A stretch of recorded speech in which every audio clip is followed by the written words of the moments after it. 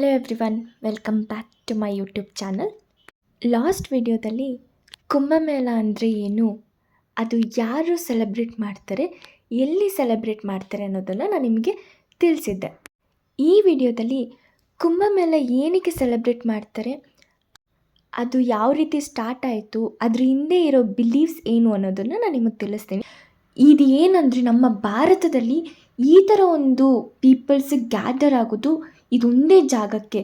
ಬೇರೆ ಯಾವುದೇ ಸೆಲೆಬ್ರೇಷನ್ಸ್ ಆಗಲಿ, ಫೆಸ್ಟಿವಲ್ಸ್ ಆಗಲಿ, ಯಾವುದೇ ಫಂಕ್ಷನ್ಸ್ ಆಗಲಿ ಇಷ್ಟೊಂದು ಪೀಪಲ್ಸ್ ಗ್ಯಾದರ್ ಆಗೋದೇ ಇಲ್ಲ. ಇದೇ ಫಾರ್ ದ ಫಸ್ಟ್. ಅಂದರೆ ಈ ಒಂದು ಫೆಸ್ಟಿವಲ್ಗೋಸ್ಕರ ಸೆಲೆಬ್ರೇಟ್ ಆಗೋ ಪೀಪಲ್ಸ್ ಇಷ್ಟು ಪೀಪಲ್ಸ್ ಅಂದರೆ ಇದೊಂದೇ ಫೆಸ್ಟಿವಲ್ಗೋಸ್ಕರ. ಅದಕ್ಕೋಸ್ಕರ ಫಸ್ಟು ನಾನು ಇದು ಯಾವುದರಿಂದ ಬಂದಿದ್ದ ಬಿಲೀಫ್ ಅನ್ನೋದನ್ನ ಹೇಳ್ತೀನಿ, ಓಕೆನಾ. ಫ್ಯೂ ಥೌಸಂಡ್ಸ್ ಇಯರ್ಸ್ ಎಗೋ ನಿಮಗೆ ಗೊತ್ತಿರುತ್ತೆ, ಆದಿಶಂಕರಾಚಾರ್ಯ ಅನ್ನೋರು.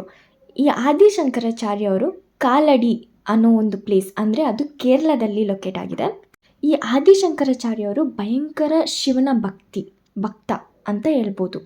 ಇವ್ರು ಏನು ಮಾಡ್ತಾರೆ, ಶಿವನ ವರ್ಷಿಪ್ ಮಾಡ್ತಾ ಊರೂರು ಮತ್ತು ದೇಶ ಆ ಥರ ಹೋಗ್ತಾ ಇರ್ತಾರೆ. ಶಿವನ ವರ್ಷಿಪ್ ಮಾಡ್ತಾ ಅದನ್ನು ಸ್ಪ್ರೆಡ್ ಮಾಡ್ತಾ ಹೋಗ್ತಿರ್ತಾರೆ. ಸೊ ಇವ್ರು ಏನು ಮಾಡ್ತಾರೆ, ಒಂದು ಕಾಸ್ಮಿಕ್ ಈವೆಂಟ್, ಅಂದರೆ ನಿಮ್ಗೆಲ್ರಿಗೂ ಗೊತ್ತಿರುತ್ತೆ ದೇವಲೋಕ, ದೇವರು ಆ ಥರ. ನೀವು ದೇವಸ್ಥಾನಕ್ಕೆಲ್ಲ ಹೋಗಿದಾಗ ಅಥವಾ ಯಾವುದಾದ್ರೂ ಸ್ಟೋರೀಸಲ್ಲೆಲ್ಲ ಕೇಳಿರ್ತೀರ ಅನಿಸುತ್ತೆ. ಇವಾಗ ಒಂದು ದೊಡ್ಡ ಬೆಟ್ಟ ಇರುತ್ತೆ, ಆ ಬೆಟ್ಟ ಆಮೆ ಮೇಲಿರುತ್ತೆ, ಮತ್ತು ಆ ಬೆಟ್ಟ ಸುತ್ತಿ ಒಂದು ಹಾವಿರುತ್ತೆ. ಅವನ ಒಂದು ಸೈಡ್ ಬಂದು ದೇವರುಗಳು ಎಳಿತಾ ಇರ್ತಾರೆ, ಇನ್ನೊಂದು ಸೈಡು ರಾಕ್ಷಸರು ಎಳಿತಾ ಇರ್ತಾರೆ ಅಂತ. ಈ ಥರ ಒಂದು ವಿಜುವಲ್ ನೀವು ಕೇಳ್ಪಟ್ಟಿರ್ತೀರ ಮತ್ತು ಬೇರೆ ಕಡೆ ಎಲ್ಲಾದರೂ ನೋಡಿರ್ತೀರ, ಓಕೆನಾ. ಈ ಒಂದು ಏನಿದೆ ಕಾನ್ಸೆಪ್ಟು ಇದೇ ಈ ಒಂದು ಕುಂಭಮೇಳ ಅನ್ನೋ ಒಂದು ಇದಕ್ಕೆ ಹಿಂದೆ ಇರೋ ಬಿಲೀಫ್. ಸೊ ಇದು ಏನು ಅಂತ ನಾನು ನಿಮಗೆ ತಿಳಿಸ್ತೇನೆ.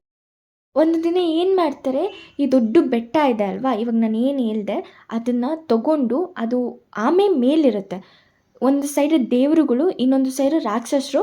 ಅದನ್ನು ತಗೊಂಡು ಒಂದು ದೊಡ್ಡ ಸಮುದ್ರನ ದಾಟೋಕ್ಕೋಸ್ಕರ ಹೋಗ್ತಾ ಇರ್ತಾರೆ. ಅದನ್ನೇ ಎಳ್ಕೊಂಡು ಒಂದು ಸೈಡ್ ದೇವರು ಎಳಿತಿರ್ತಾರೆ, ಇನ್ನೊಂದು ಸೈಡು ರಾಕ್ಷಸರು ಎಳಿತಿರ್ತಾರೆ.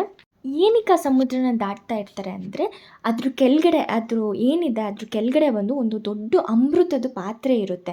ಅಮೃತ ಅಂದರೆ ಅದು ನಾವು ಒಂದು ಡೆತ್ಲೆಸ್ ಅಂತಲೇ ಹೇಳ್ಬೋದು.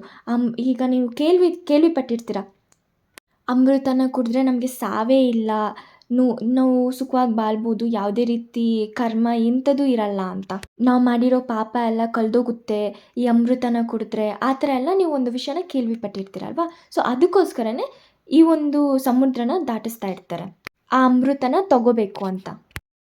ಆ ಒಳಗಡೆ ಇರೋ ಪಾತ್ರೆನ ಎತ್ತಿಬಿಡ್ತಾರೆ.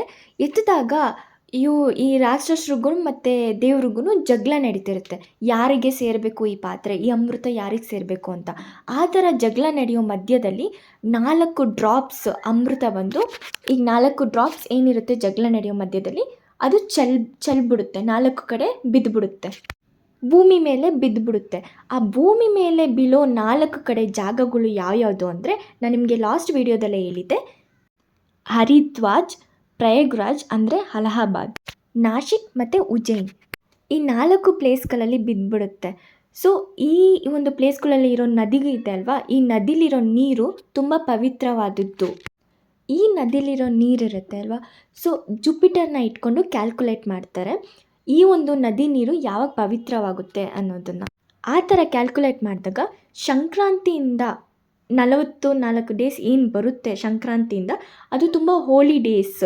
ಈ ಒಂದು ಡೇಸಲ್ಲಿ ಹೋಗಿ ಆ ರಿವರ್ಸಲ್ಲಿ ಸ್ನಾನ ಮಾಡಿದ್ರೆ, ಮುಳುಗಿ ಬಂದರೆ ನಾವು ಮಾಡಿರೋ ಪಾಪ ಎಲ್ಲ ಕಳೆದೋಗುತ್ತೆ, ನಮ್ಮ ಲೈಫ್ ಇನ್ಮೇಲೆ ಚೆನ್ನಾಗಿರುತ್ತೆ, ನಾವು ಖುಷಿಯಾಗಿ ಇರ್ಬೋದು ಅನ್ನೋ ಒಂದು ಬಿಲೀಫ್ ಅಂತ ಫಸ್ಟಿಗೆ ಆದಿಶಂಕರಾಚಾರ್ಯವರು ಹೇಳ್ತಾರೆ. ಅದನ್ನು ಈಗಲೂ ಫಾಲೋ ಮಾಡ್ಕೊಂಡು ಬರ್ತಿದ್ದಾರೆ ನಮ್ಮ ಜನರು.